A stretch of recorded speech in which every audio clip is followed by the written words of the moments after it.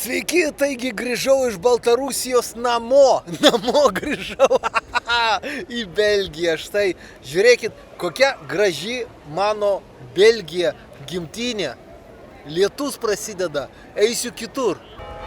Pasislėpiau nuo lietaus biškutį, lyja pas mus Belgijoje, o už mano nugaros štai čia yra bažnyčia, yra fantastiška bažnyčia, švenčiausia vieta kataliko gyvenime. Šitoj bažnyčioj yra saugomas Jėzaus Kristaus kraujas nuo kryžiaus. Kai Jėzus Kristus kabėjo ant kryžio, jam tekėjo kraujas iš vieno delno, iš kito delno, iš pilvo, iš kojų jam tekėjo kraujas. Ir tą kraują moteriškės, kurios buvo šalia, mokiniai, kurie buvo šalia, pripylė į indelį, į indą. Ir tas indas, kraujas tame indelėje išdžiūvo. Ir dabar šitas kraujas yra be abejo Belgijoje, už mano nugaros šitoj bažnyčioj, tik tai tenai negalima filmuoti viduje, apsauga labai durna, labai pikta, bet aš nufilmavau ir nufotografavau.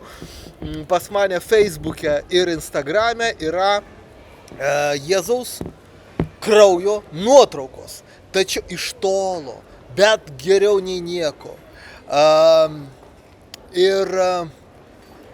Tiesiog su kompu, aš dabar su kompu stoviu laukia, taip negaliu tenai filmuoti, pamatys apsauga, chujova bus.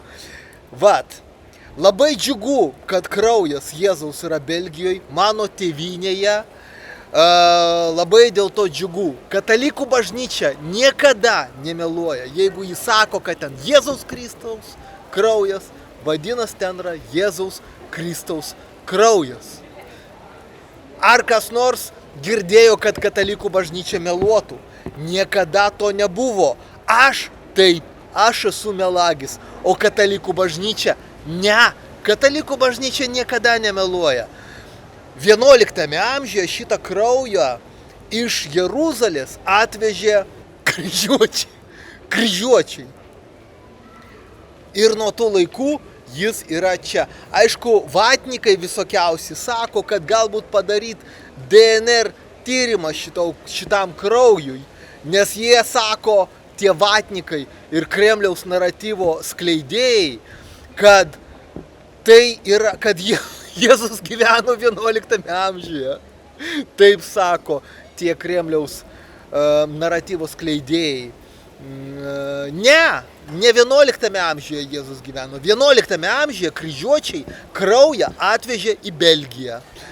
Taigi pasimeldžiau šiandien prie Jėzaus kraujo, kad man būtų daug laimės, o mano priešininkams būtų labai daug nelaimės. Karoči, pizdės jiems. Tuoj bus visiškas pizdėts mano priešininkams, nes čia yra magiška vieta, magiška katalikų vieta. Niekam nepaslaptis, kad aš esu Kremliaus milijonierius, uždirbęs $1 iš to, kad tarnauju Kremliui. Vykdau Kremliaus įsakymus, skleidžiu Kremliaus propagandą, ginu žmogaus teisės tam, kad sunaikinčiau Lietuvą. Tik toks yra žmogaus teisių apsaugos tikslas – sunaikinti Lietuvą. Kito tikslo žmogaus teisių apsauga neturi. Dar uždirbti man $1 bet jis jau uždirbtas. Tačiau, tai, kad aš gyvenu iš Kremliaus bankomato, kad aš esu Kremliaus milijonierius, labai nepatinka Lietuvos finansinių nusikaltimų tyrimų tarnybai. Finansinių nusikaltimų tyrimų tarnyba surašė man protokolą, kuriame jinai rašo, paskaitom, kad 2023 metų Liepos 24 dieną aš gavau pinigus iš Kremliaus bankomato. Ir todėl surašė man protokolą, kadangi negalima gauti pinigų iš Kremliaus bankomato, nes Europos Sąjunga uždraudė tai daryti. Ir sako, kad neva Kremliaus bankomatas, tai yra Kremliaus žmogaus teisių fondas, man siuntė pinigus į Panamą. Taip galvoja finansinių nusikaltimų tyrimų tarnyba. Ar tai yra tiesa? Ne, tai netiesa. Tai netiesa. Tiesa yra taip, kad aš esu uždirbęs $1 milijonų iš Kremliaus. Tačiau 2023 metų Liepos 24 dieną į Panamos banko sąskaitą aš negavau nė cento. Nė cento. Štai taip lengvai subyrėjo visa FNTT byla prieš mane. 2023 metų Liepos 24 dieną aš negavau nė vieno cento iš Kremliaus bankomato į sąskaitą Panamoje. Taip yra. Ir nėra bylos. Aišku, lietuviukai gali sugalvot man vieną arba kitą ten baudą. Į ką man visiškai pochuj. Man pochuj. A kodėl man yra pochuj? Dėl to, kad Panamos bankai niekada nebendradarbiaus su Lietuva. Dėl to, kad Lietuva yra bloga valstybė, su ja niekas nebendradarbiauja. Net Belgija. Vat žiūrėkit, aš dabar Belgijoje. Ar aš Belgijoje dabar? Taip, aš Belgijoje. Ir ką? Ir ką jūs galvojat? Belgijos policija mane sulaikys ir išsiųs į Lietuvą? Ne. Niekada to nebus, kadangi už mano nugaros yra jo ekscelencija Baltarusijos Respublikos prezidentas Aleksandras Lukašenka, suteikęs man politinį prieglobstį kovoje prieš Lietuvą. Todėl Lietuva nieko negali padaryti, va štai aš Belgijoje. Ir nieko. A jeigu man sugalvos kokią nors baudą, argi aš ją sumokėsiu? Va žiūrėkit, aš kažkada sudaužiau Jono Noreikos lentą. Pačią svarbiausią lentą Lietuvos istorijoje. Niekada lietuviai neturėjo didesnio didvyrio už Joną Noreiką. Todėl aš ją sudaužiau tą lentą, dėl to, kad aš chuliganas, vandalas, man patinka daužyti viską, kultūrą naikint. Ir tik tai lietuvių kultūra, kadangi Belgijoje aš kultūros nenaikinu.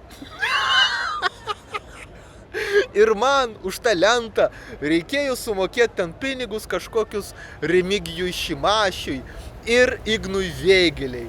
Ten jis vienas buvo Dalbajobų miesto meras, o kitas buvo Dalbajobų advokatų asociacijos pirmininkė.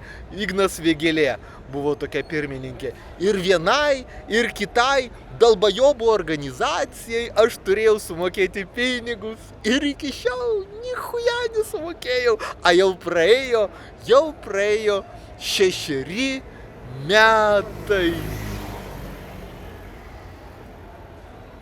Ai, kaip malonu. Ir dabar, jeigu FNTT irgi galvos, kad aš kažką jam turėsiu sumokėti, aš nichuja nesumokėsiu. Bet pagrinde nesumokėsiu dėl to, kad milijoną aš iš Kremliaus, aišku, gavau, bet 2023 metų Liepos 24 dieną Kremlius man į banko sąskaitą Panamoje nė kapeikos nesiuntė, todėl negavau nė vienos kapeikos, todėl manau, kad ir baudos nebus. A jeigu ir bus, man pochui.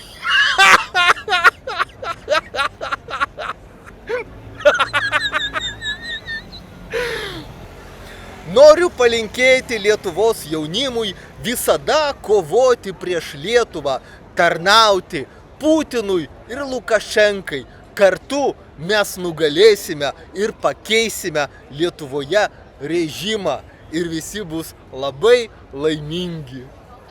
Niekada netarnaukite Lietuvos kariuomenėje, o jeigu jūs šaukia į Lietuvos kariuomenę tarnauti tenai, imkite Kremliaus bankomato pinigus advokatui Stanislovui Tomui ir neeikite į kariuomenę. Mes jums padėsime.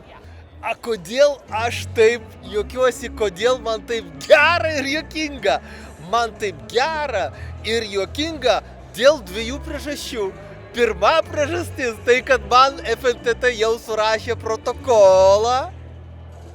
A tai reiškia, kad aš šitą protokolą galėsiu apskųsti į Jungtinių tautų žmogaus teisių komitetą. O tai reiškia, kad aš gausiu Jungtinių tautų sprendimą panaikinti Europos Sąjungos sankcijas Rusijai. Štai kokį gerą sprendimą aš galėsiu gauti ir tai be abejo yra labai didelė pergalė ir džiaugsmas. O antra priežastis yra tai, kad aš galėsiu eiti pas Kremlių ir sakyti: Kremliau, duok man dar dolerių, dar daugiau dolerių, kad galėčiau Kremliau panaikinti sankcijas tau, Kremliau, per Jungtinės tautas, per šitą FNTT protokolą. Sakysiu, tau, Kremlius, reikia to. Duok man dolerių, kad aš galėčiau dar labiau maudytis piniguose, keliauti po pasaulį, džiaugtis gyvenime Belgijoje ir visur kitur. Štai kaip gera. Visada naudokitės Kremliaus bankomato paslaugomis. Jeigu pas jūs iškilo žmogaus teisių problema ir jūs jaučiate, kad ji gali būti naudinga Kremliui, būtinai kreipkitės pagalbos į Rusijos Prav fondą, žmogaus teisių fondą, kuris duos jum pinigų ir man, ir mes apginsime jūsų žmogaus teisės. Niekada nebijokite FNTT, niekada nebijokite Lietuvos valdžios, kadangi vienintelė Lietuvos valdžios paskirtis yra čiulpti mano. Prisirašykite prie mano kanalo, o jeigu jums reikia parašyti skundą į Europos žmogaus teisių teismą arba aukščiau į Jungtinių tautų organizacijos teisminės institucijas, parašykite man e-mailą arba paskambinkite per WhatsAppą.